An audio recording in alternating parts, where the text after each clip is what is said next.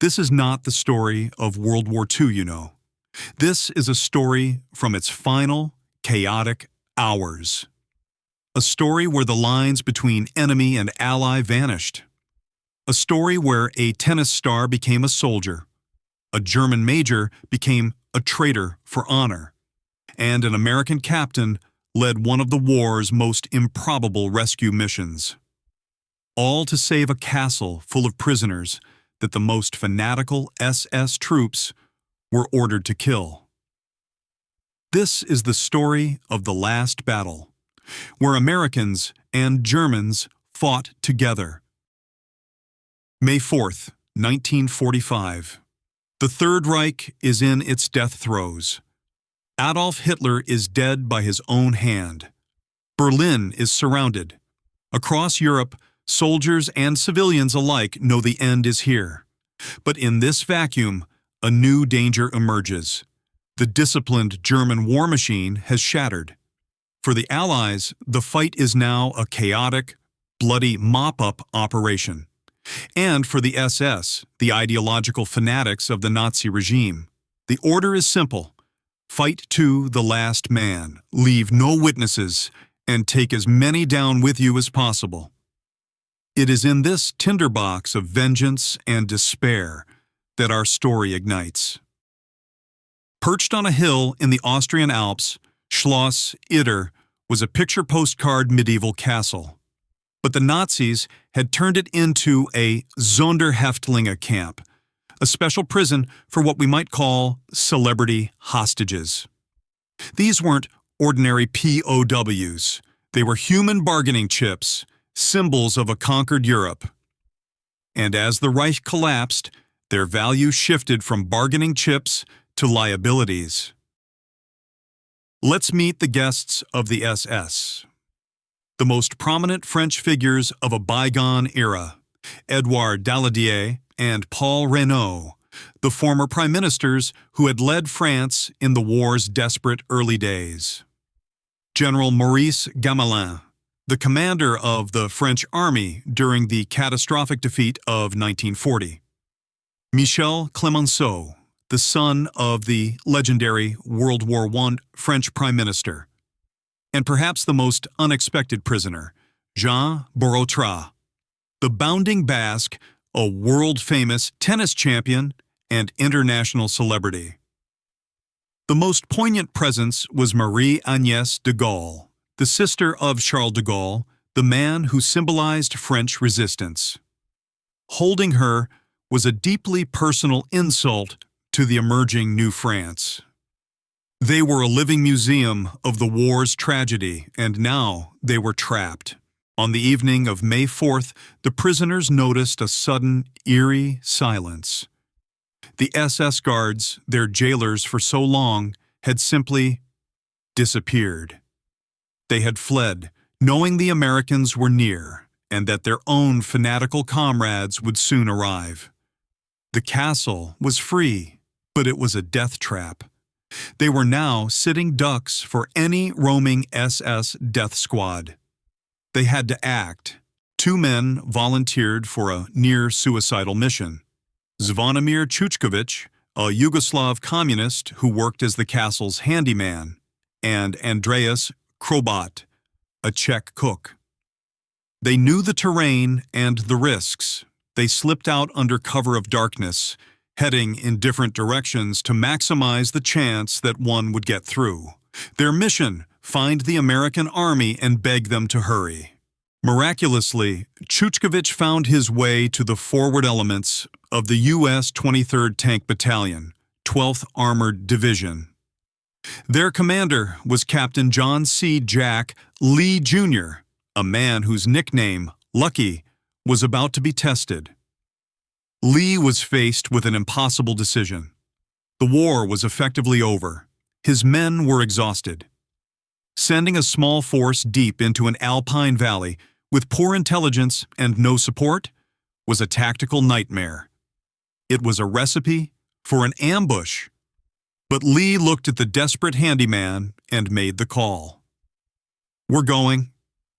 He assembled a tiny task force, just 14 Americans and 2 Sherman tanks.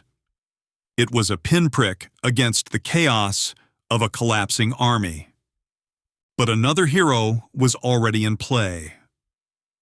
Major Josef Sepp Gangl was a decorated Wehrmacht officer. He had fought for years, but he despised the Nazis. For weeks, he had been secretly collaborating with the Austrian resistance, saving lives where he could.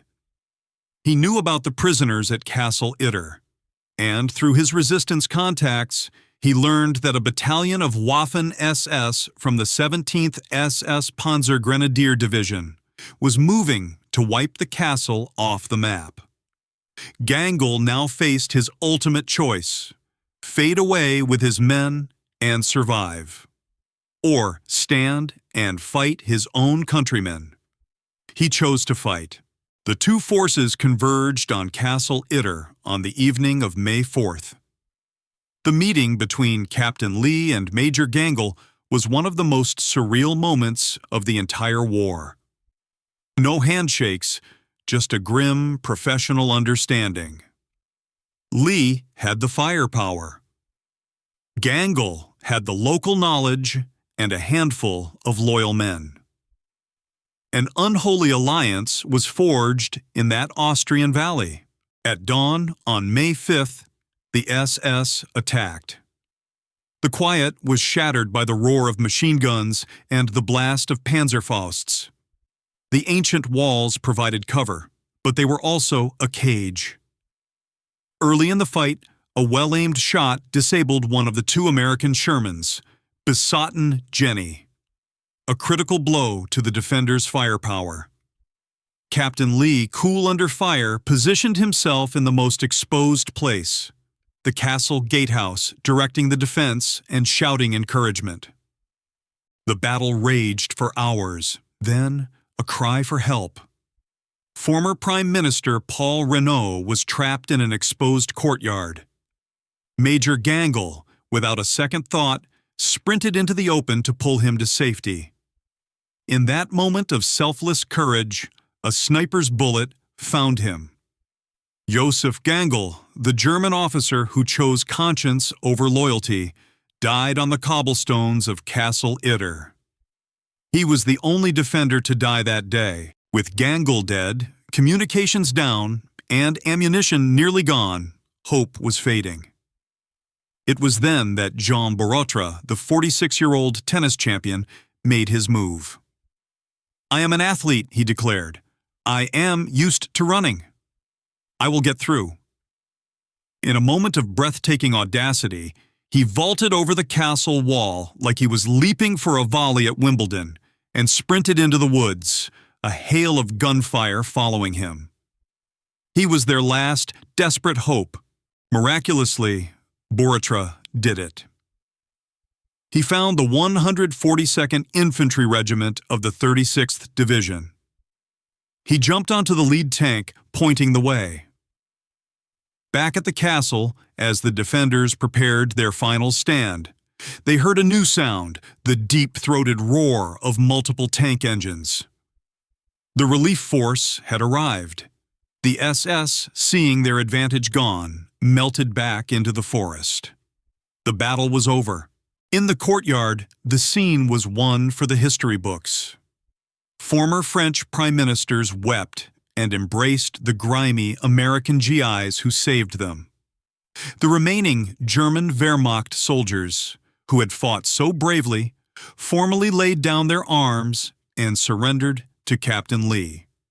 The war in Europe had just 72 hours left to live. At Castle Itter, it had already ended in the most unbelievable way possible. The Battle of Castle Itter is a testament to the fact that even in the heart of the century's greatest darkness, individual courage and humanity could shine through. It was a story of impossible choices, where soldiers became more than their uniforms. If you have stories of incredible history you want us to uncover, tell us in the comments below. And subscribe, because we are just getting started.